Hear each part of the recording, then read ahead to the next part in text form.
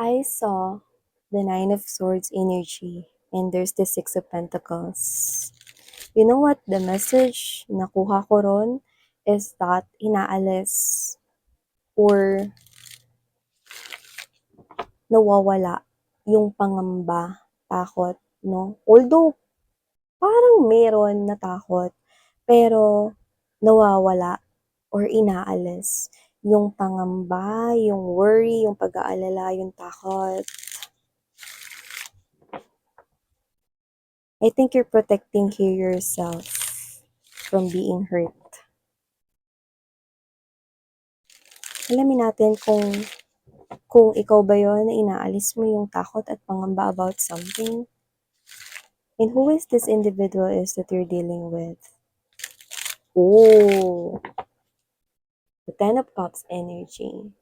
Someone who is like a prince, a princess, a queen, a king in a fairy tale love story. Wow. It's like this is giving me the vibe of a hero or someone saves your heart. Oh, someone saves your heart. Who is this lucky guy right here? Or lucky woman? Let's figure out together. Okay? Let's go.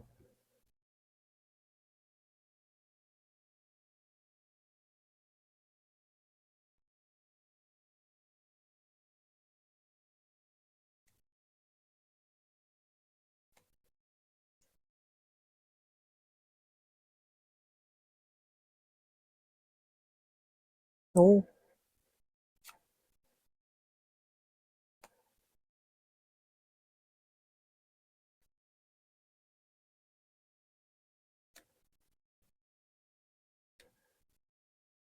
medyo mahirap para sa kanya to, no? Pero nakikita kong gagawin niya.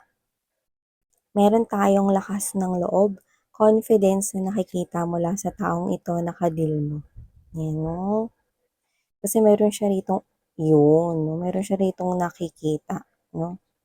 At yun yung sasabihin ko sa inyo. Pero bago yan, no, batiin ko muna ang lahat ng hi and hello there everyone. Yan, hi new subscribers. Ako po si Yan, welcome. At sa mga returning subscribers, thank you so much for the warm love and support you're giving me. So, we do not have any gender right here and of course, this is timeless as well. So, just pick up only the messages you think are for you. Yan, no? So, bali lalaki LGBT, welcome kayo rito lahat, sweethearts, no? So, dito nakikita ko na meron ditong pag-abot ng kamay. So, we have here the Lover's energy and there's this Knight of Pentacles energy. Yan, no? Meron ako nakikita rito, no, na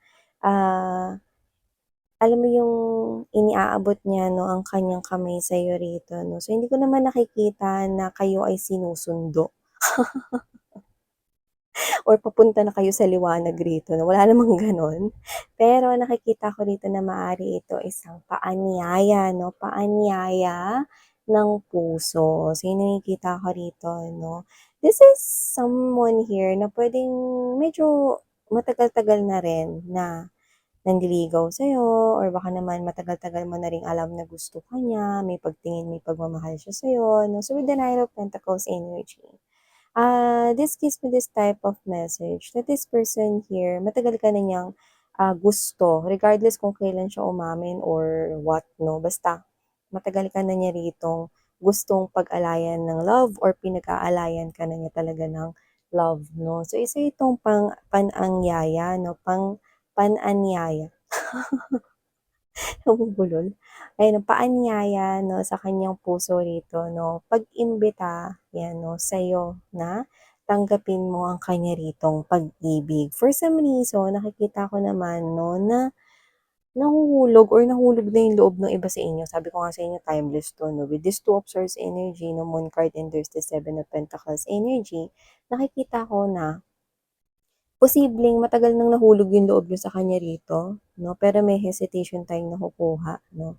Hindi dahil nag-hesitate ka sa nararamdaman nitong person na to for you, but because this is you, no? Posibleng takot kang magmahal, no? Or sabihin na natin, no, na isa itong trauma na posibleng nagtiwala ka noon 'no, sa tao ritong pinag-alayan mo ng love 'no, tinanggap yung love mo tapos yun 'no, binaliwala 'no, at ito ay posibleng nagtapos 'no, at nagtapos ng hindi maganda. So, maaaring kung sino man yung mga yun 'no, maaaring nag-cause yun ng trauma sa'yo 'no. So, for some reason, nakikita ko naman na posibleng meron din ditong other options yung iba sa inyo, baka may iba pang nanliligaw sa inyo or meron pa ritong someone around you, may nakikita tayong gano'n for others. Sa iba naman 'no, puwedeng wala naman ditong other options around you 'no, pero kayo 'to na nakikita ko rito na kahit natatakot kayo, may fear kasi dito 'no, kahit natatakot kayo 'no, dahil sa mga nangyari sa inyong mga nakaraan, lalo na sa usaping pag-ibig, nakikita ko pa rin na aabutin mo ang kanyang kamay 'no. So, nakikita ko rito 'no, na maaaring ikaw 'to na na nararamdaman mo bakit sa lahat ng tao at bakit kahit natatakot ako na sumubok sa ganitong klase ng pag-ibig, bakit gusto kong hawakan yung kamay mo at tanggapin ang inaalay mo sa akin. Parang gano'n ka, nagtataka ka rito bakit sa lahat ng tao, ikaw yung gusto ko rito na tanggapin, ano. Kasi nga nararamdaman mo na totoo yan sa'yo. Kasi nga nararamdaman mo na itong tao na 'to 'no, ay talagang totoo sa kanyang mga salita at mga ginagawa niya. So, nagma-match yung mga ginagawa niya sa mga sinasabi niya rito 'no, at nakikita ko nga na medyo matagal na iba baka nakilala niyo 'to sa hometown ninyo 'no, or baka matagal mo na 'tong kapitbahay. So, kung sino man siya rito 'no, posible rin na matagal mo na rin siyang naging friend, okey? Regardless kung sino man 'yan 'no, alam mo naman na yung nararamdaman niya for you at puwedeng napatunayan na rin niya 'yan makailang beses na. May mga situations na puwedeng napatunayan niya na 'yan sa'yo 'no. Kaya ikaw 'to na kahit nagtataka ka rito 'no, kung bakit gusto mong abutin yung kamay niya kahit natatakot ka na masaktan ulit when it comes to love, not because naiisip mo na masasaktan ka nitong person na 'to, but because ikaw 'to na you fear lang na magmahal ulit. Pero dito, parang kahit natatakot ka, gusto mong hawakan 'tong kamay ng person na 'to 'no, at tanggapin ang kanyang love. Bakit? Kasi you already formed or developed feelings and emotions, love for this person as well 'no. Mahal mo na rin siya rito 'no, yun nga lang alam mo naman, because you are a human being right here, human being tends to fear what is unknown. So, ikaw 'to 'no, na parang there's a part in your heart 'no, na parang you don't want to let go of this person din. So, kahit natatakot ka sa mga posibleng mangyari in the future 'no, ah willing ka na hawakan 'tong kamay nitong person na 'to. Willing ka na tanggapin yung kanya ritong offer of love. Marami ka kasi ritong mga, bagay na hindi nagawan rito ng mga pagbabago or you did not do the shadow work before because this is too painful. Three of Swords energy, Wheel of Fortune. Okay? This is you. I'm picking up that even though you do not see where this connection goes, sinasabayan mo na lang yung nararamdaman mo, yung agos ng emosyon, yung agos rito ng iyo ritong passion for this person here. Alam mo yung parang inaabot niya yung kamay niya sa'yo and then yung kamay mo is paabot na rin sa kanya rito 'no, na yun, 'di ba, hawak kamay na rito. So, nakikita ko rito na magsisimula ng umikot ang ruleta ng iyong love life, especially sa love life mo, because nakikita na rin kita na maggi-give in dito sa situation na 'to 'no. Alam mo, fear is just an illusion because you feel something strong about this person here. Bakit nararamdaman ko parang hindi niya ako sasaktan? Bakit nararamdaman ko na totoo siya sa lahat ng mga sinasabi niya? Bakit nararamdaman ko na iba siya sa lahat ng mga lalaki or babae na nakarelasyon ko noon? Bakit nararamdaman ko yung ganitong klase ng pakiramdam sa kanya? Yan, no? And this is you. You are now ready to listen to your intuition. You are now ready to dive into this type of connection. I'm seeing you communicating with this person. This person here, I'm picking up that this is someone here who really wants to pursue this connection to the next level or to the higher level here. So, with this Page of Cups energy, Temperance, and there's this Ace of Wands. I do see that you are seeing this person's passion and love for you, na ito ay isang unconditional, na isa itong totoo or genuine, real, at strong feelings para sa'yo. Kitang-kita mo ang pagmamahal nitong for some reason, pwedeng writer, editor, or may kinalaman sa media ang trabaho ng tao na yan, but doesn't have to be. Okay? Yeah, this person here could be related into music industry. Might be TV, or he or she is working in a TV company, radio company, or whatever the case may be. I'm seeing that this person here, there's some kind of involvement of media. But for others of you, this person here could just, love music, and he or she is carrying that music every day by listening to the songs, no? Maybe he or she is owning this playlist, and that playlist right here is what he or she keeps on listening. Pagpasok sa work, pasok sa school, pag-uwi, no? Yan. So, nakita ko dito that this person here is someone who is excited to show you what he or she has to offer. Ang dami niyang gusto ditong gawin together with you. Ang dami niya ditong bagay na gusto dito na pasayahin ka, magdulot ng maganda ritong energy sa'yo, na gusto niya ritong mag-invest, no, in making you happy right here. This person is so excited with the Page of Cups energy to share with you whatever it is that he or she can do in order for you to be happy. And this person here will be patiently waiting here for your answer right here. And your answer is what I'm seeing, that it will be a yes in the near future, because you're already feeling like you're gonna give in into this type of situation, and you're about to give in this type of love romantic situation together with this Knight of Pentacles energy. This is so romantic here. This person's very sweet, and I do pick up that this is someone here, hindi na ako magtataka kung lagi ka nitong binibigyan ng bulaklak kahit wala namang event, wala namang okasyon, no? So whatever the case may be, I do see that this person here is someone who's sweet, do some kind of little things that flatters your heart. And I do see na hindi siya talaga mahirap mahalin kasi sobrang worth it, no? Na bigyan siya ng chance rito. So hindi ko alam kung bakit nakukuha yung letters B as in boy, no? And letter K. So just take how this resonates. Baka yan ang first letter ng kanyang name, or baka mga babes, no? Yan ay, someone here, no, who is living, no, just a block away from your house, or, just take how this resonates. Maybe part of the letter sa kanyang pangalan, or baka first name niya, yeah. Others of your first name, first letter of his or her name, I mean. So, I do see that whoever this could be any letter, alright, just take how this resonates, okay? So, yun nga mga babes, no? I do see that this person here, you're willing to take this chance na mag-yes sa taong ito, at nakikita kong hindi masasayang yung pag-yes mo, kasi nakikita kong magiging masaya ka. Like, hindi ko na nakikita na ikaw yung dating ikaw. So, posibleng dati, napakahirap na ikaw ay ngumiti, 'no? Napakahirap na maramdaman mo yung klase ng energy na masaya ka talaga. Pero after, after giving in into this type of situation, nagpatangay ka na lang sa agos ng nararamdaman mo, no? And you let this person here to win over your heart. I do see na magiging masaya ka sa kanya. And that you will find yourself na you're smiling na ulit, you're making tawa na ulit, like yung at the top of your lungs. You're now okay. You're now fine. You're now alright. And there's no other problems right here that will definitely make you feel sad or down just like before.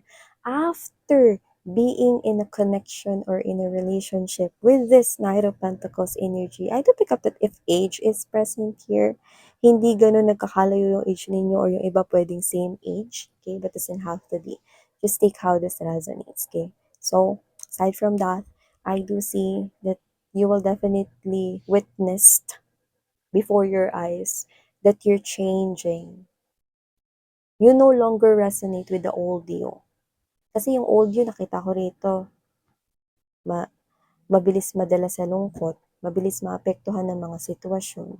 Pag meron rito mga bagay na parang hindi umaakma, or contrasting sa mga gusto mong mangyari, you easily feel down. Okay?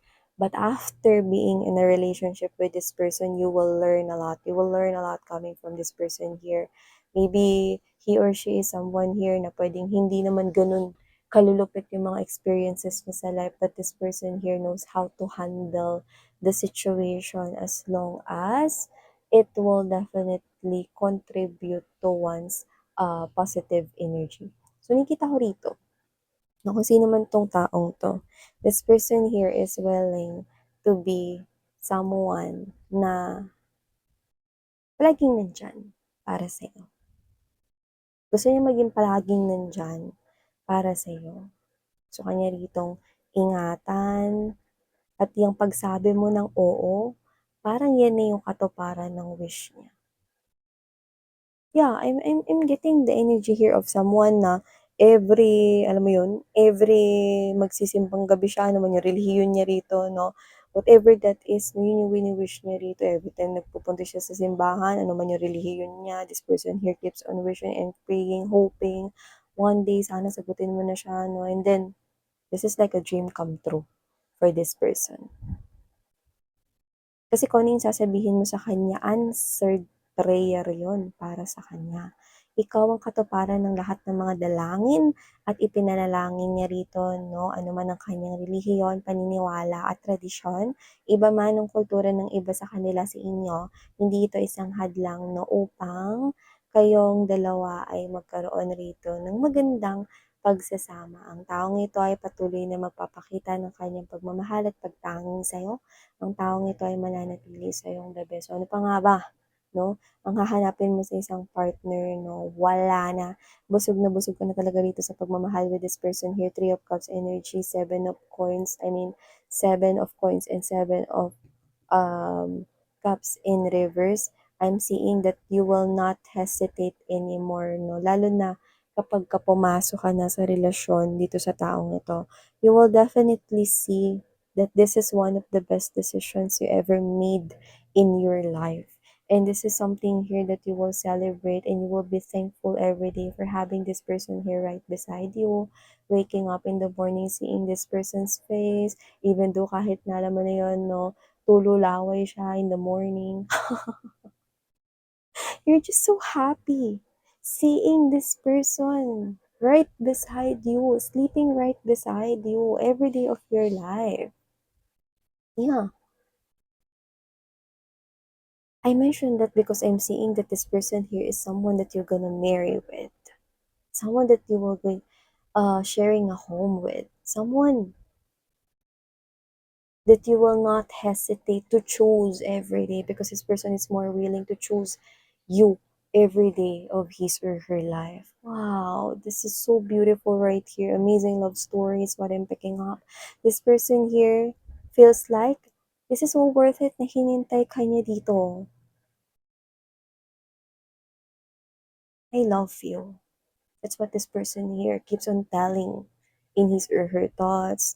Like, this is the girl, this is the man na alagaan ko for all my life and I will not get tired of showing this person here how I feel.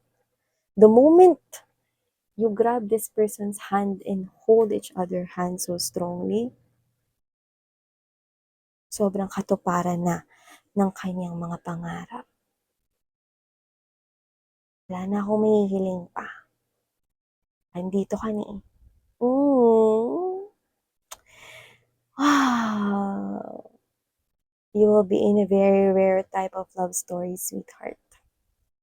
And that I know that you deserve this, okay? So you can claim this. So thank you so much for your time here and yeah, for pahabol, no?